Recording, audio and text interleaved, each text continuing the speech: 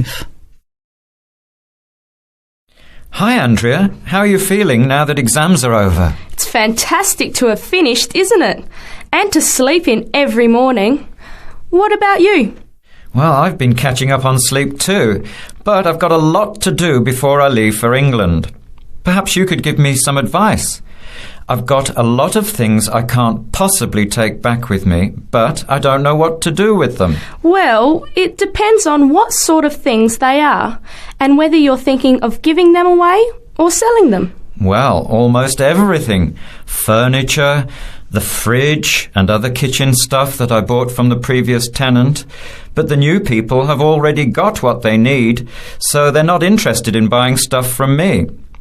I can't afford to give it away, but I'm not sure how to sell it all. Oh, and there are some clothes and books as well. Why can't you take them? The books are really heavy. It's so expensive if you exceed the airline baggage allowance. And the clothes just won't all fit in my suitcase. It's amazing how much stuff I've accumulated since I've been here. Anyway, I don't think I'll need as many summer clothes in England as I have here in Australia. I see. Well, there are several alternatives. First of all, you could put up notices around the university about the books. You know, on the notice boards in the Student Union building and in the economics department. Anywhere second and third year students will see them. People are always keen to buy cheap textbooks. OK, what should I say on the notices? Just put the titles, authors and price you want, your name of course, and maybe put your phone number on those little tear-off tags. That's a good idea. And what about the furniture? You could try doing the same thing, but usually students are away all summer, so they don't want to buy furniture now. Another place to try might be a second-hand shop. Someone from the shop will usually come around and give you a free quote, and then you can decide. But you don't usually get much money for that sort of stuff. Before you hear the rest of the conversation, you have some time to look at questions 6 to 10.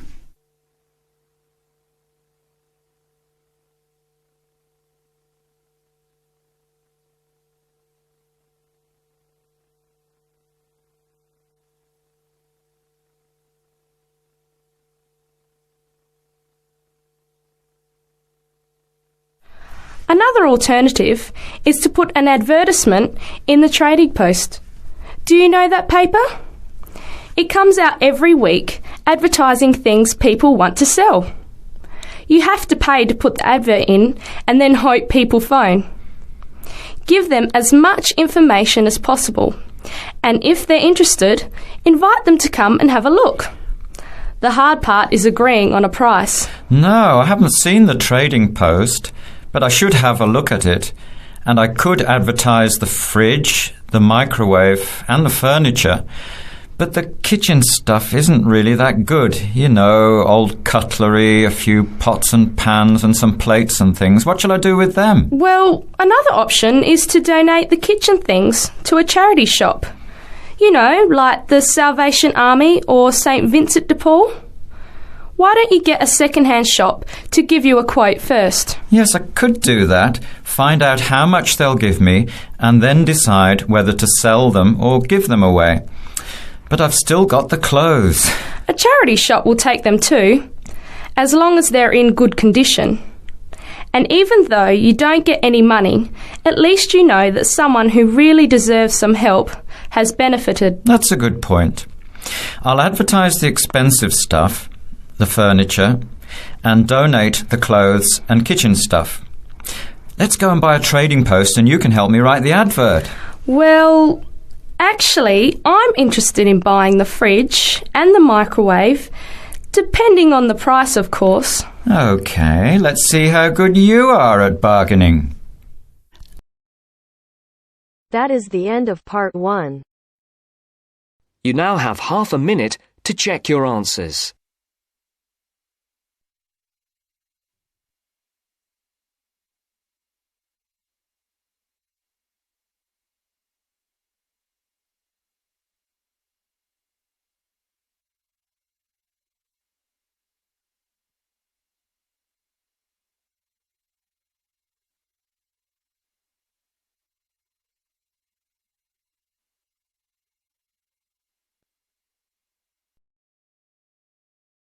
Now turns to Part 2.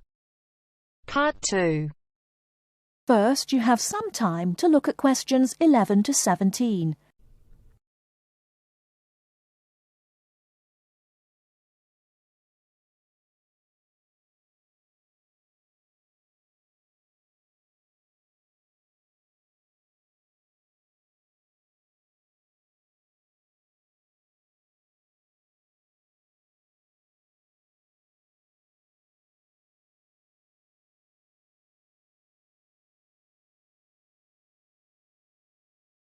Now, listen carefully and answer questions 11 to 17.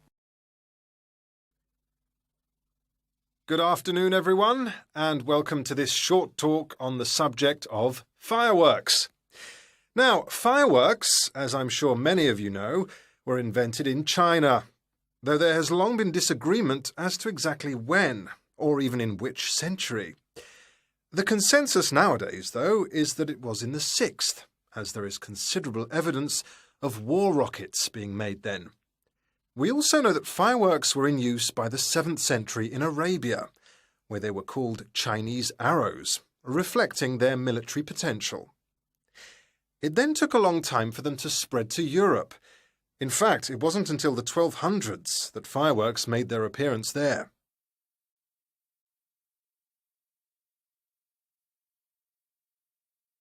The basic ingredients of fireworks have changed little to this day.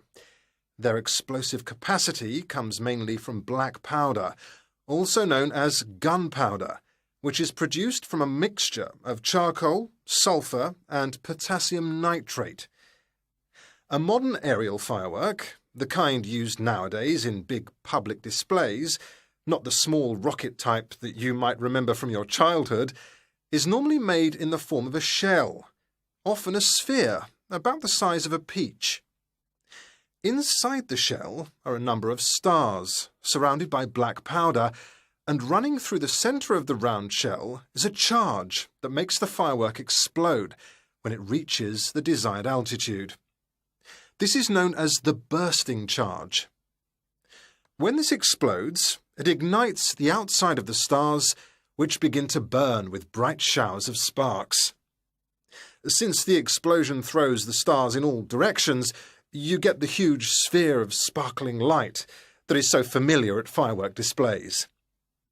A shell of this kind is launched from a 75mm diameter mortar, which in some ways resembles the type used by the military.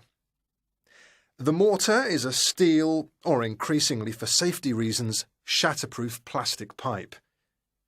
This is likely to be 500mm long and sealed at one end. The other end is aimed at the sky, and at the bottom of the pipe, below the shell, is placed a cylinder containing black powder. This has a long fuse, which projects out of the tube. When this is lit, it quickly burns down to the lifting charge, which explodes to launch the shell. In so doing, it also lights the shell's fuse. The shell's fuse burns while the shell rises to its correct altitude and then ignites the bursting charge so it explodes. Before you hear the rest of the talk, you have some time to look at questions 18 to 20.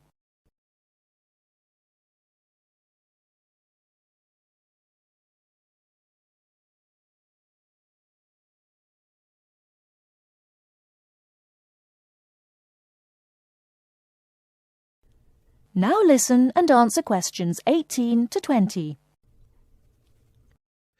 More complicated shells are divided into sections and burst in 2 or 3 phases. Shells like this are called multi-break shells. They may contain stars of different colours and compositions to create softer or brighter light, more or less sparks, etc. Some shells contain explosives designed to crackle in the sky, or whistles that explode outward with the stars.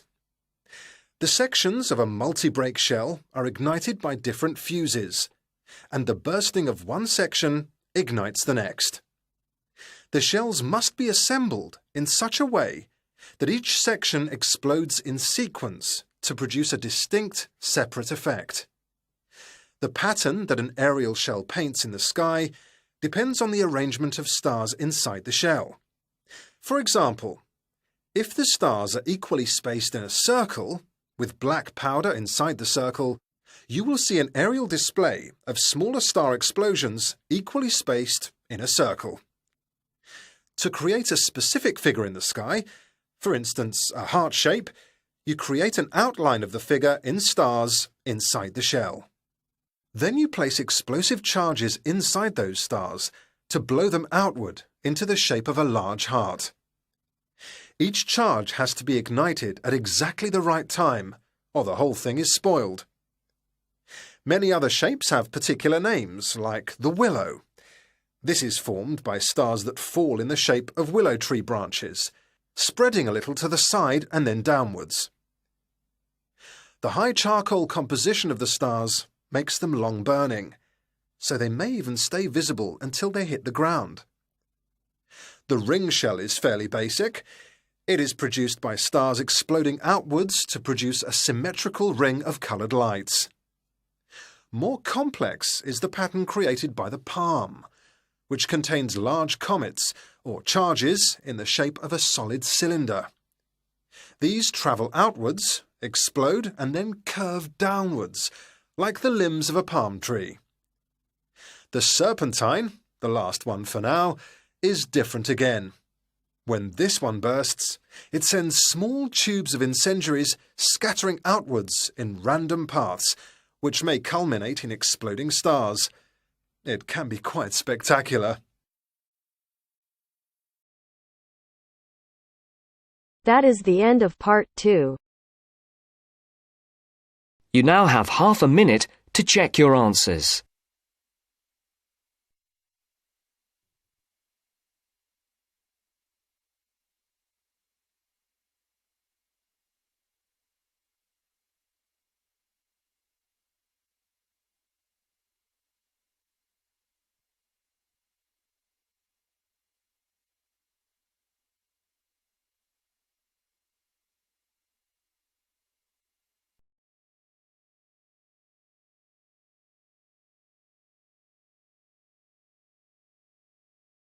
Now turns to part 3.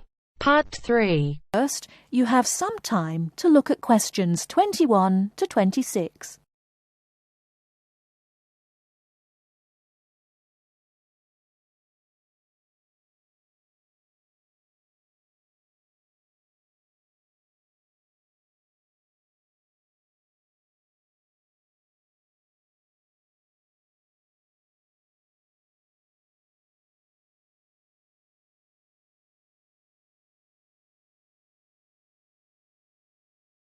Now listen carefully and answer questions 21 to 26.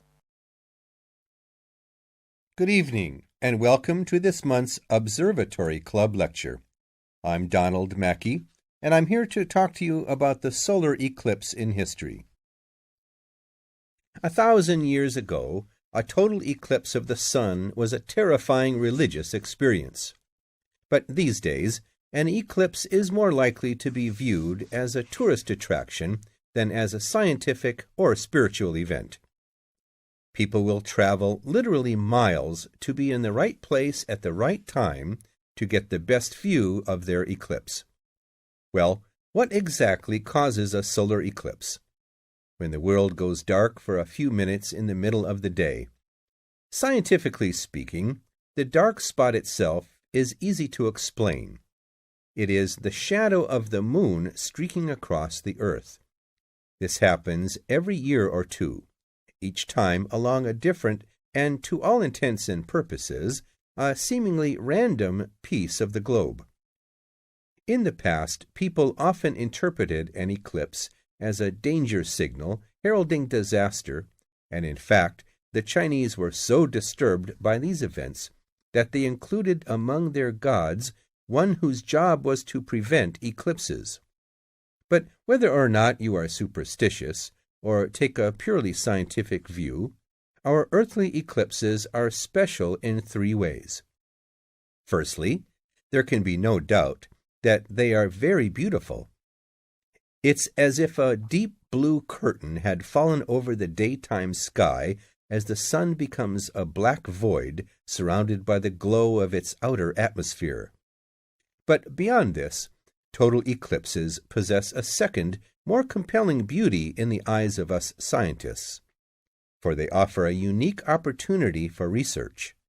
Only during an eclipse can we study the corona and other dim things that are normally lost in the sun's glare. And thirdly, they are rare. Even though an eclipse of the sun occurs somewhere on Earth every year or two, if you sit in your garden and wait, it will take 375 years on average for one to come to you. If the moon were any larger, eclipses would become a monthly bore. If it were smaller, they simply would not be possible. The ancient Babylonian priests, who spent a fair bit of time staring at the sky, had already noted that there was an 18-year pattern in their recurrence, but they didn't have the mathematics to predict an eclipse accurately. Before you hear the rest of the talk, you have some time to look at questions 27 to 30.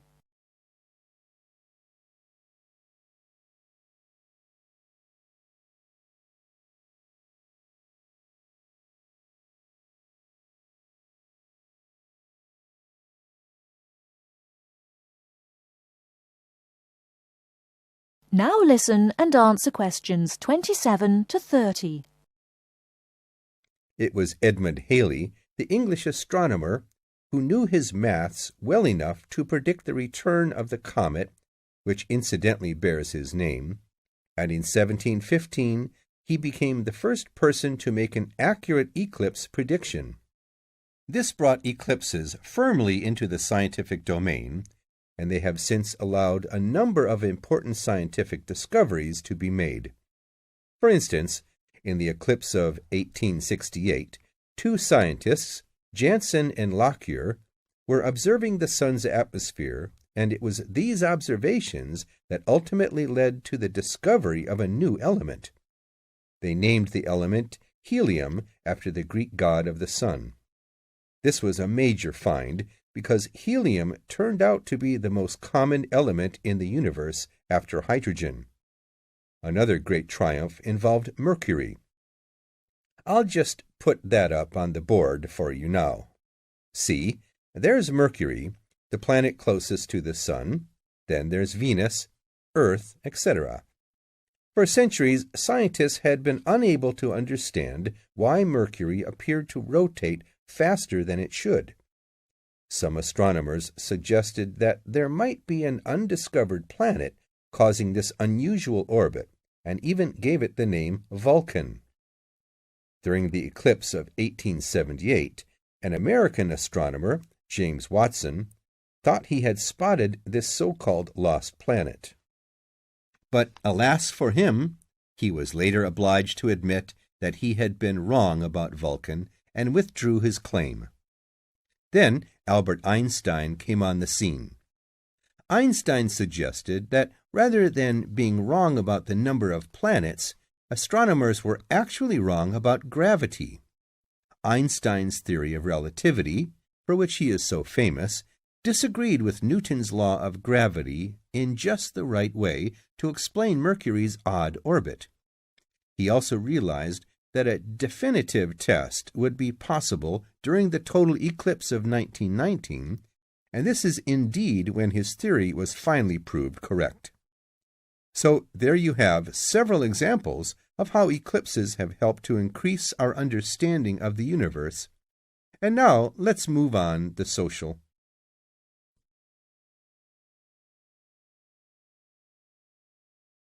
That is the end of part 3. You now have half a minute to check your answers.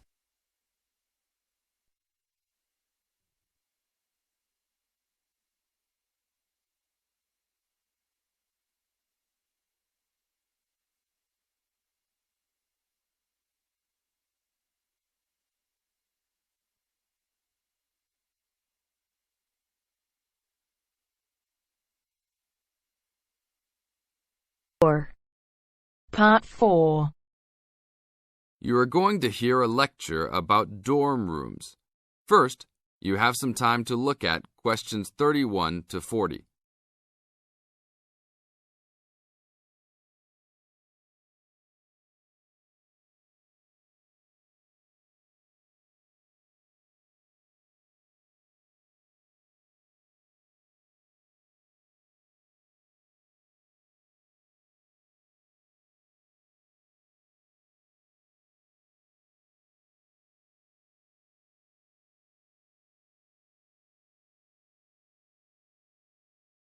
Now listen to the tape and answer questions 31 to 40.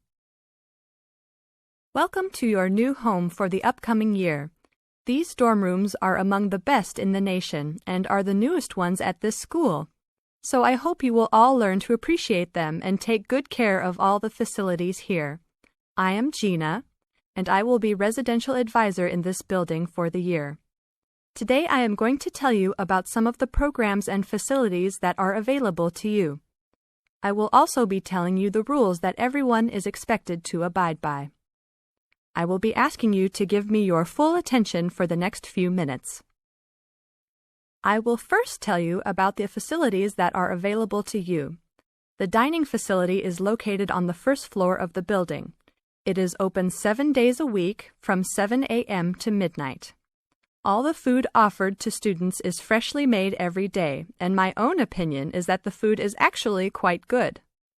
Feel free to come and grab a banana for breakfast or sit down with a group of friends for dinner. Although your meals are served buffet style, please do not waste food.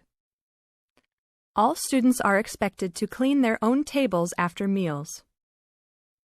In the basement of this building, there is a gym and recreational hall. The gym has workout equipment such as treadmills and weight sets. In the recreational hall, there are ping pong tables and a pool table for student use. You must sign in when using this equipment, and you will be held responsible for any damages or losses. The gym and recreational hall are open daily from 10 a.m. to 10 p.m. There is a kitchen located on the second floor of this building. Your dorm key will open this door. Inside there is a refrigerator, a microwave, an oven, and a stove. This room is open 24 hours a day, 7 days a week. If you decide to cook a meal, please be considerate to all the students and clean up after yourself. You can use some food in here, but please do not make a mess. Some students do end up having their food eaten from the fridge, so be careful. Don't leave anything that looks like it tastes really good. Do not leave pots and pans lying around in the kitchen. Please store these in your room. There are many programs being sponsored by our building this year. One of the most popular is our Saturday morning outings. In the past years, these trips have included going fishing, hiking, cycling, ice skating, and even going to the beach. There will be a listing of scheduled events coming out soon. The university sponsors these trips, so transportation will be provided. However, there are usually some costs associated, though they are usually minimal. Our building also has a volleyball team. All students who live in this building are welcome to join. Last year we won first place in the dorm league. Please sign up at the front desk if you are interested as soon as possible, as there are only 20 spaces available based on a first-come, first-served rule. The last things I want to talk about are the rules of our building. I know rules can be boring, but they are necessary to ensure the welfare of everyone living here. First, noise levels must be kept to a minimum after 11 p.m. Many students have early classes, so for those of you that have the luxury of sleeping until 10, please don't stay up late making lots of noise. Secondly, all visitors must sign in at the front door. Even if you have friends that are regular visitors, they must still always sign in. This rule is to prevent theft and robbery from occurring. Thirdly, alcohol and drugs are not permitted in this dorm in any place or at any time. Lastly, just be safe and have a great time. University is the greatest time of your life, so make the most of it. Thank you all for your attention. That is the end of part 4. You now have half a minute to check your answers.